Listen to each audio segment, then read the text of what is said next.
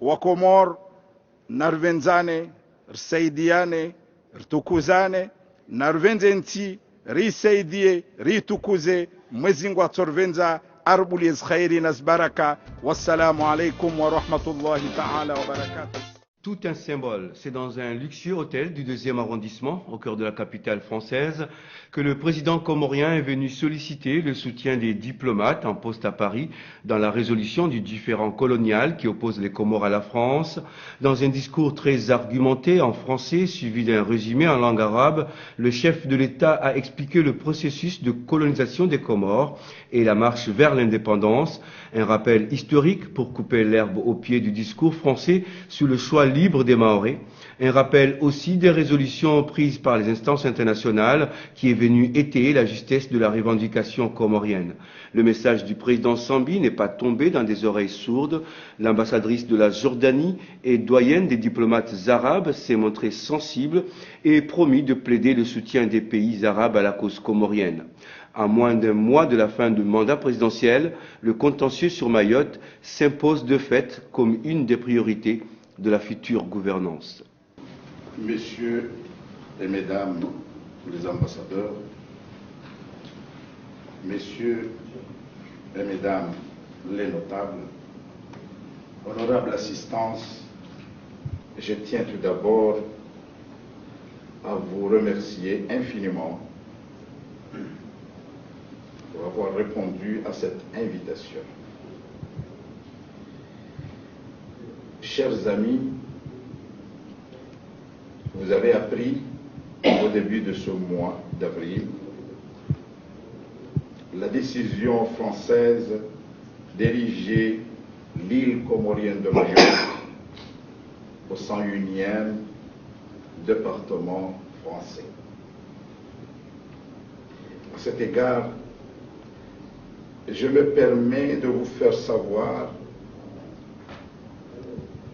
que la France a pris pied aux Comores dès le début du XIXe siècle. Vers la fin du siècle, un décret de 1884 réunissait les 4 îles de l'archipel à une seule et même protectorat. Ce décret restera en vigueur jusqu'à 1910, date de l'abolition unilatérale du protectorat. La France déclara alors les Comores colonie française.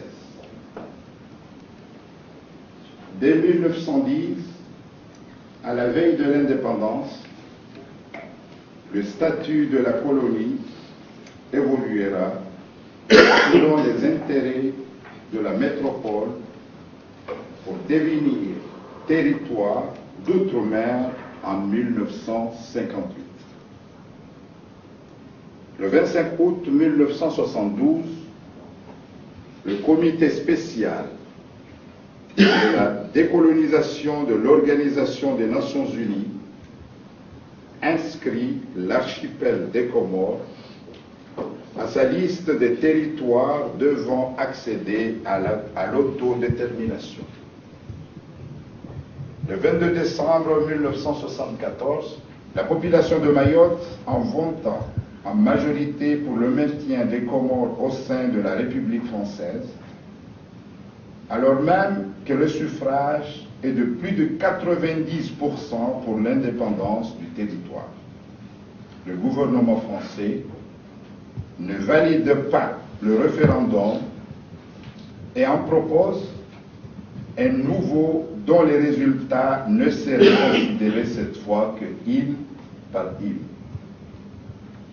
À cela, le président du conseil de gouvernement, le feu Ahmed Abdallah Abderrahmane, déclare l'indépendance des Comores unilatéralement, sans l'accord de la France du 6 juillet 1975.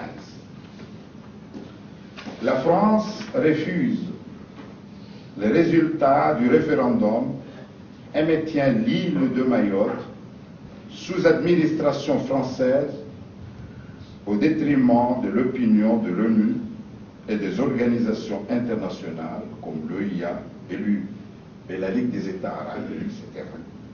En effet, cette vocation des Comores à l'indépendance ne s'est pas faite sans difficulté. Jusqu'à ce jour, celle-ci reste inachevée. La France poursuit l'ancrage de Mayotte au sein de la République française en départementalisant ce territoire le 31 mars dernier, comme je viens de le dire.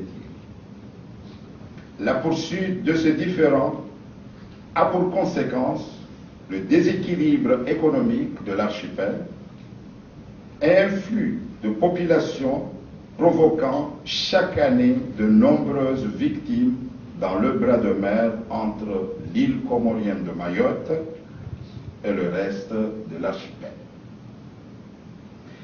C'est dans ce contexte d'aggravation de ce différend que j'ai souhaité vous rencontrer, enfin, de vous faire part des préoccupations de mon gouvernement, mais aussi de toute la population comorienne. La présente réunion d'information a donc pour objet de vous éclairer sur la position de la partie comorienne au sujet de ce contentieux territorial. Pour mieux comprendre l'origine de ce contentieux, une brève historique est nécessaire.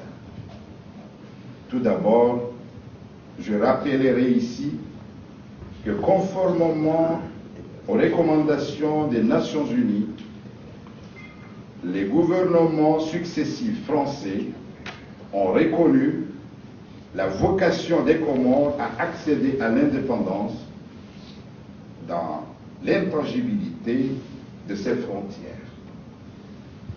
L'ancien président français, Valéry Giscard d'Estaing, n'avait-il pas déclaré, entre autres, que, je cite, « les Comores sont une unité, ont toujours été une unité, et il est naturel que leur sort soit un sort commun. » J'ai jugé également essentiel et opportun de souligner particulièrement les principales résolutions de notre organisation qui confirment la légitimité de la revendication comorienne de cette île comorienne de Mayotte. Il s'agit de la résolution 1514 de l'Assemblée générale en date du 14 décembre 1960 relative à l'octroi de l'indépendance au pays et aux peuples coloniaux, qui garantit l'unité nationale et l'intégrité territoriale de ces pays lors du recouvrement de leur souveraineté. La résolution 3391 de l'Assemblée générale en date du 13 décembre 1974 qui réaffirme l'intégrité et l'unité de l'archipel des Comores. En outre, la résolution 3385 du 12 novembre 1975, adoptée quelques mois après l'indépendance des Comores, qui entérine l'admission au sein des Nations Unies de l'archipel des Comores composé de Mayotte, d'Anjouan, de Moélie et de la Grande Comore. Enfin, la résolution historique, et je dis bien historique, numéro 31, en date du 21 octobre 1976, met en exergue le droit des Comores et les devoirs de la France eu égard de ce pays indépendant.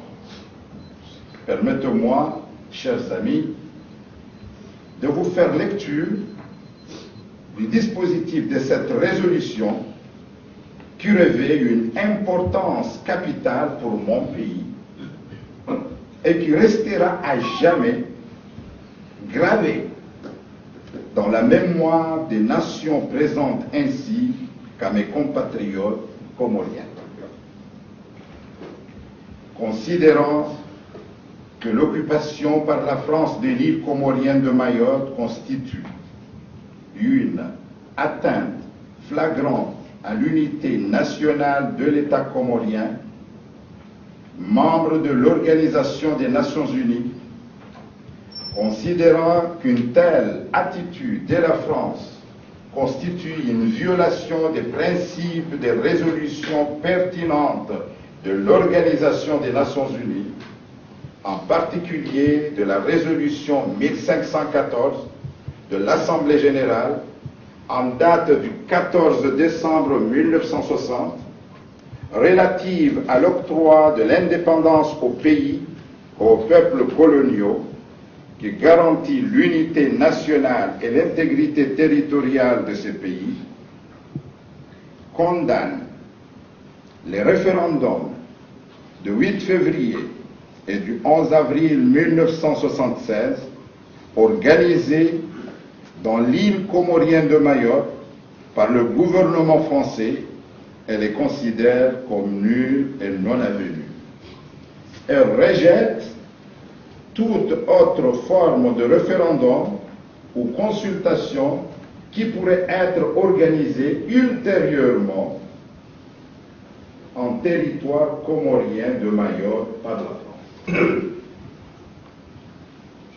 Toute législation étrangère tendant à légaliser une quelconque présence coloniale française en territoire comorien de Mayotte condamne énergiquement la présence de la France à Mayotte qui constitue une violation de l'unité nationale, de l'intégrité territoriale et de la souveraineté de la République indépendante des Comores. Fin de citation. Or, mesdames et messieurs, la France continue de ne pas tenir compte de cette résolution.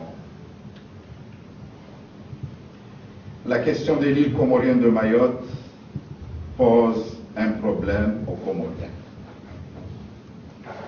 Nous avons besoin de Mayotte comme Mayotte a besoin de nous. La départementalisation isole Mayotte et l'éloigne de son environnement naturel. Cette politique ne permet pas d'accompagner cet archipel vers un mieux-être et un développement harmonieux, durable et équitable pour tous les habitants de cette partie de l'océan Indien. Enfin, il s'agit, selon le système international, la souveraineté est une chose à partager, mais non pas le territoire.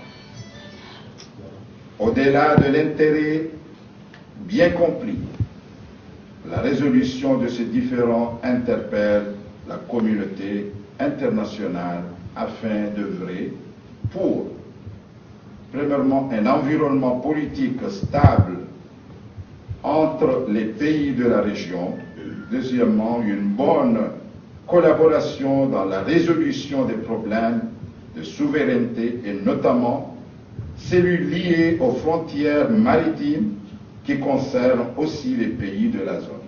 Troisièmement, une coopération franche dans la lutte contre la piraterie maritime et la sécurité de la région. Malgré ces lignes de fracture, mon gouvernement a toujours préconisé la négociation pour prendre en compte les intérêts de la France et des Comores. À cet effet, j'ai moi-même proposé le concept de un État, deux administrations, comme piste de recherche et de solutions réalistes et pragmatiques. Malheureusement, j'ai reçu de la part des autorités françaises une réponse négative.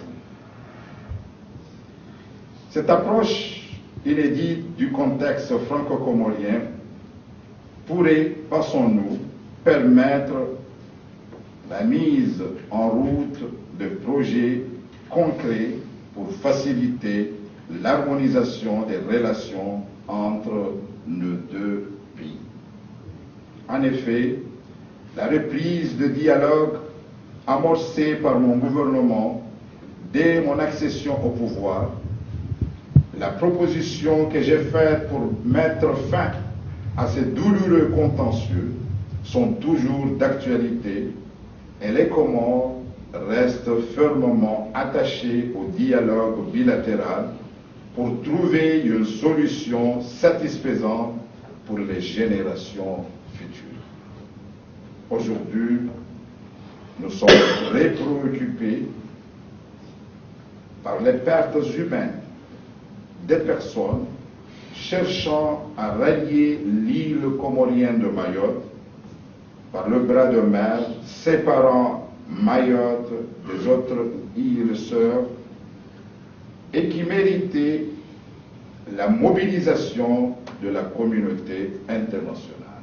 On avance jusqu'à présent le chiffre de 7000 morts depuis qu'on a imposé ce visa qui est connu chez nous comme visa Balladur, malheureusement. Malheureusement, notre pays est devenu la grande cimetière maritime du monde entier. Chers amis, je vous remercie encore une fois pour avoir répondu à cette invitation. Je vous remercie de votre aimable attention.